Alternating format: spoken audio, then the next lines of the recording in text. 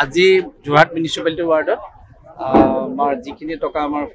15 ফাইনেন্সৰ আছিল 14 ফাইনেন্সৰ আছে আৰু আমাৰ ষ্টেটৰো এটা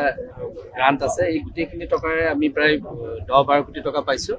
আৰু আজি আমি প্ৰায় 4.5 কোটিমান টকাৰ আমি যিখিনি স্কিম লৈছিলোঁ, আমি এই স্কিমবিলাকতো স্পট কৰি পেলাই লৈছোঁ। আমি ৰাতিপুৱা গৈ মানুহে যিবিলাক গ্ৰিভান্স দিয়ে আমি চাই লৈ ইঞ্জিনিয়াৰসকলে সেইখিনিৰ ওপৰত স্কিম বনাইছে আৰু সেইখিনি আমি দিছোঁ আৰু ৰাইজক আজি মুকলিভাৱে ক'ত কিমান টকা পৰিব আমি জনাবৰ কাৰণে এনেকৈ এই গোটেই অনুষ্ঠানটো পাতিছিলোঁ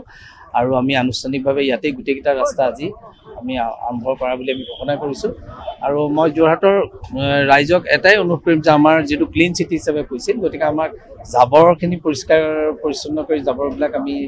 নিষ্কাশন কৰাৰ কথাটোত আৰু বিশেষকৈ ডাম্পিং গ্ৰাউণ্ডলৈ নিয়াৰ কথাটোত আমি তেওঁলোকক সহযোগ কৰিবলৈ কৈছোঁ আৰু আমি বিচাৰিছোঁ যে আহিব লগা দিনবিলাকত তেখেতসকলে যিখিনি টেক্স দিয়ে সেই টেক্সখিনি আমি লৈ আৰু কিছু ভাল কাম কৰিব পাৰোঁ নেকি আমি তাৰ তেনেকুৱা অভিযোগ দিছে নিদিয়া নাই, কিন্তু মই এতিয়া ভাবোঁ তেওঁলোকক কিছু সতৰ্ক কৰা হৈছে আৰু তেওঁলোকে প্ৰম্পলি কাম কৰিছে। কেতিয়াবা এনেকুৱা কিছুমান থাকে, কিন্তু আমি সেইবিলাক হাইলাইট কৰাতকৈ এই মুহূৰ্তত কামৰ ওপৰত হাইলাইট কৰোঁ আৰু তেওঁলোকক সহযোগ বিচাৰিছোঁ আৰু তেওঁলোকে এতিয়া সহযোগ কৰিছে।